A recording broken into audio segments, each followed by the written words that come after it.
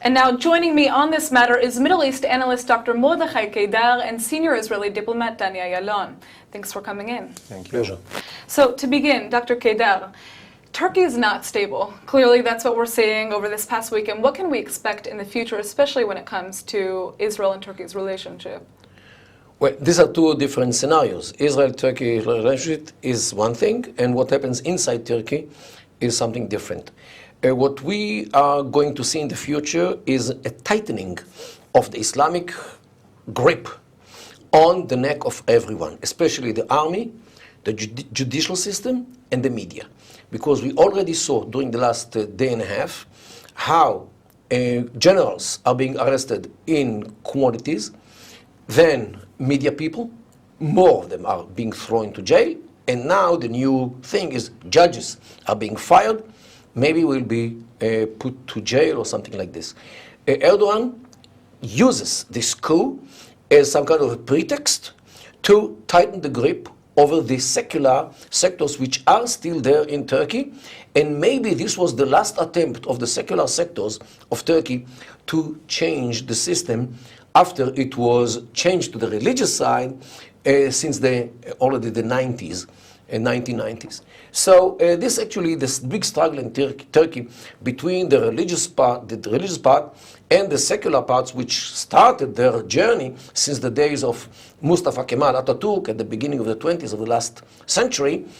But since demography changed with the years and the culture of the country during the years, the weight moved back from the liberal, modern, secular sectors back to the Islamic, traditional, conservative sectors. And this is what we see today. So now, Mr. Ayalon, let's talk about the fact that Turkey was recently candidate for the EU.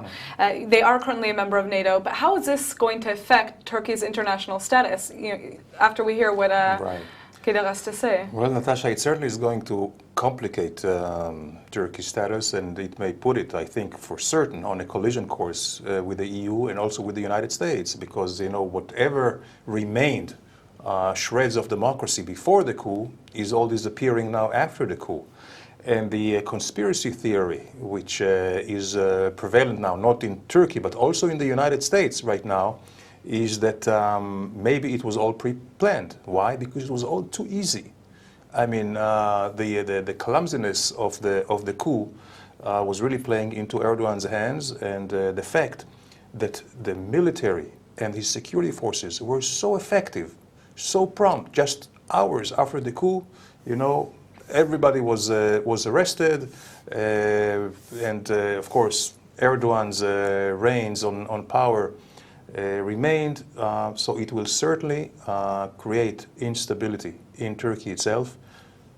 Tourism, for instance, which is the main source of income for Turkey, is going to be hurt, but also politically, vis-a-vis, as we mentioned, vis-a-vis the democratic countries in the world. So, Dr. Mordechai, I want to understand, should Israel be concerned now about rising radical Islam in Turkey? Is this something that we need to be considering now?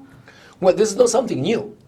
We live with this already since Erdogan was elected in 2002, and formerly Erbakan, who was the prime minister there, already deep in the 90s. We learned how to live with this.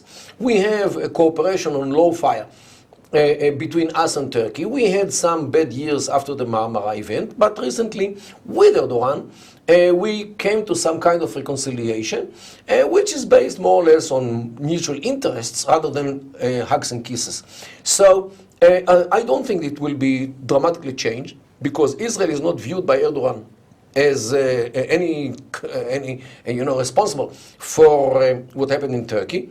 We don't look for problems in Turkey, especially with Erdogan. So I think that the style of relations on low fire, as we had with Turkey during the last, let's say, few months, especially after the agreement, I think it will continue as it was. Now, Mr. Ayalon, what I want to understand also is, you know, we have a Turkish politician that just came out today and said that Israel should now be worried about rising anti-Semitism in the country as a result of this attack because people are looking for some sort of scapegoat. Is this a concern that we should actually be thinking about? Oh, absolutely. And, we have had ample examples from even recent history that whenever there is instability, political, economical, military, minorities by and large suffer, and they are the first scapegoats, and mainly the Jews. So certainly there is a great concern among the Jews of Istanbul and Ankara.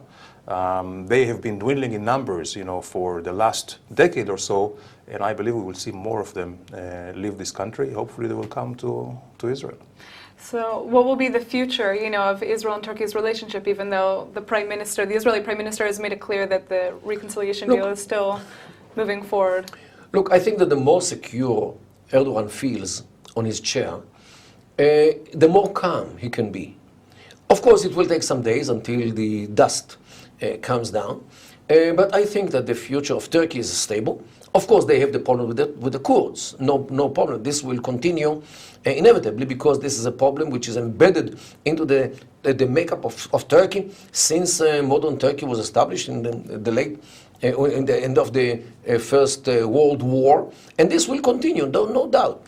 He will have the instability in the economy, mainly because of the millions of refugees which he hosts, especially from Syria.